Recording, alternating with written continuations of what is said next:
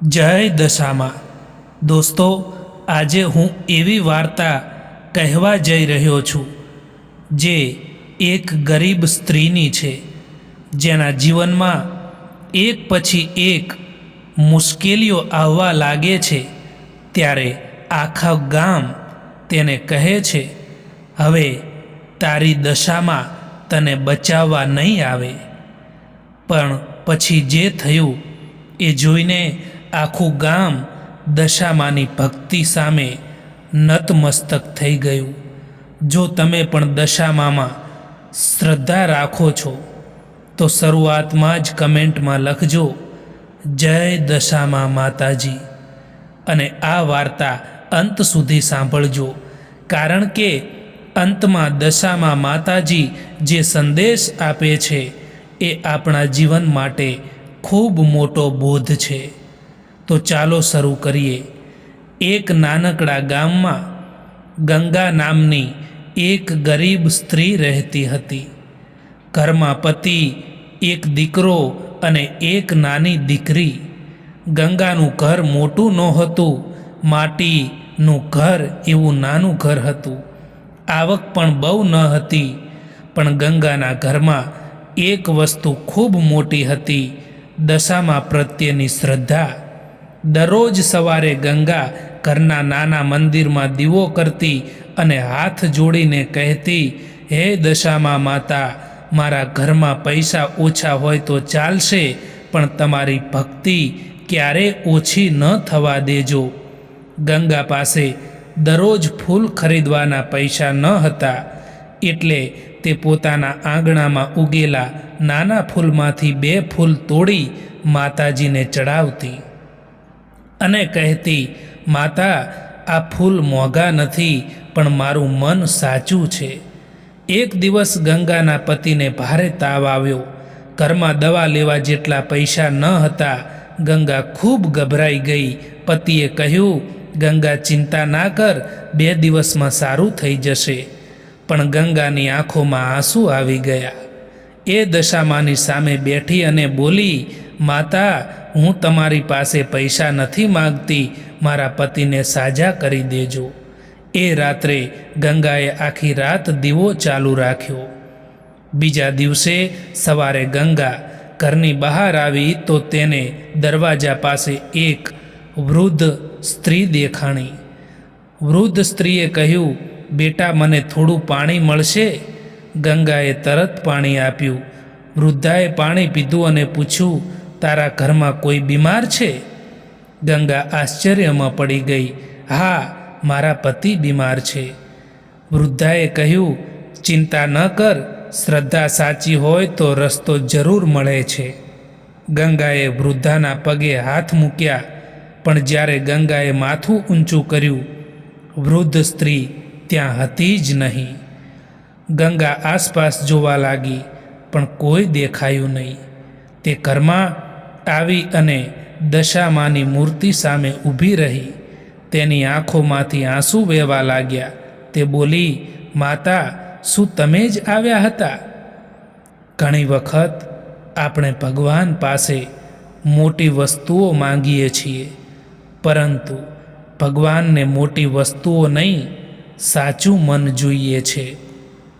જો તમે પણ માનો છો કે સાચી શ્રદ્ધા ક્યારેય વ્યર્થ જતી નથી તો કમેન્ટમાં લખજો, માતાજી, મારી શ્રદ્ધાને જાળવી રાખજો.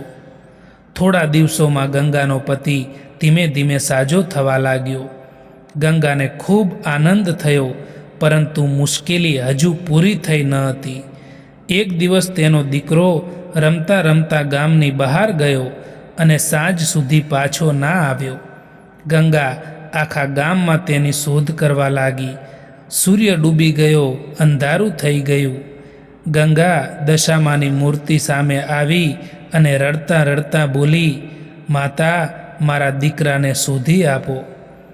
ગામના કેટલાક લોકો કહેવા લાગ્યા, ગંગા બહુ ભક્તિ કરે છે ને, હવે દશામાને કહે કે તેનો દીકરો પાછો લાવે.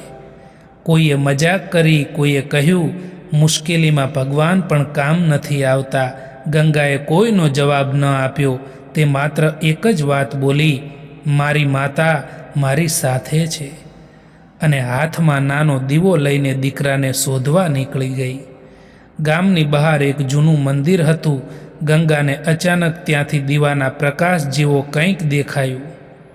તે દોડતી ત્યાં પહોંચી અને ત્યાં તેનો દીકરો બેઠો હતો. તે રડી રહ્યો હતો. ગંગાએ તેને ગળે લગાવી દીધો.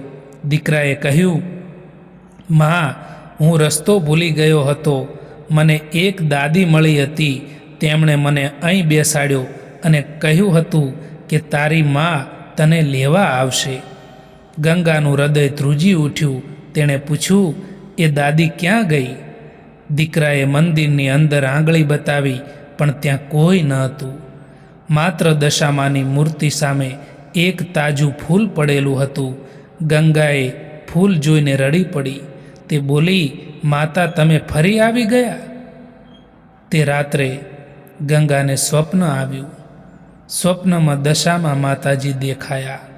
માતાજીએ કહ્યું, બેટા, હું સોનાના મહેલમાં નહીં, સાચી શ્રદ્ધાવાળા હૃદયમાં વસું છું.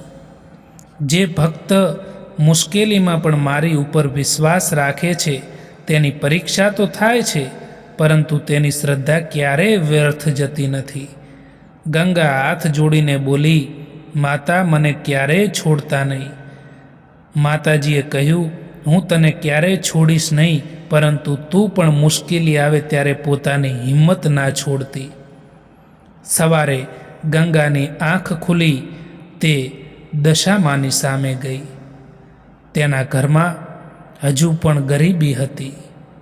મોટું ઘર ન હતું, ઘણા પૈસા ન હતા, પરંતુ હવે ગંગાને એક વાત સમજાઈ ગઈ હતી કે સુખનો અર્થ માત્ર પૈસા નથી.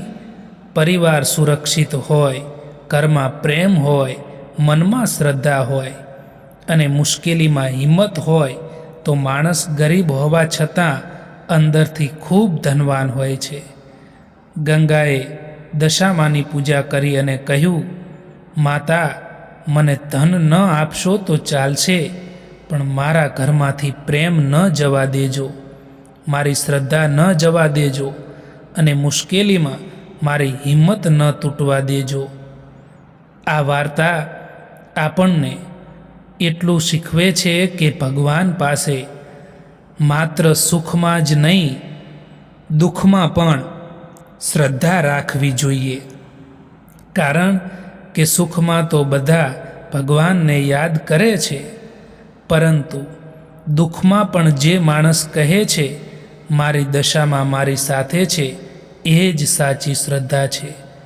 જો તમને દશામાં માતાજી પર શ્રદ્ધા હોય તો એકવાર દિલથી લખજો, જય દશામાં માતાજી. અને જો તમને લાગે કે આ વાર્તા કોઈ એવા વ્યક્તિ સુધી પહોંચવી જોઈએ જે અત્યારે મુશ્કેલીઓમાંથી પસાર થઈ રહ્યો છે, તો આ વિડીયોને તેને જરૂર શેર કરજો. લાઈક કરવાનું ભૂલતા નહીં, કારણ કે તમારી એક લાઈકથી આ વાર્તા વધુ ભક્તો સુધી પહોંચી શકે છે. આવતી વાર્તામાં દશામાની એવી જ એક અલગ અને ચમત્કારિક વાર્તા લઈને આવીશું. ત્યાં સુધી બોલો જય દશામાં માતાજી.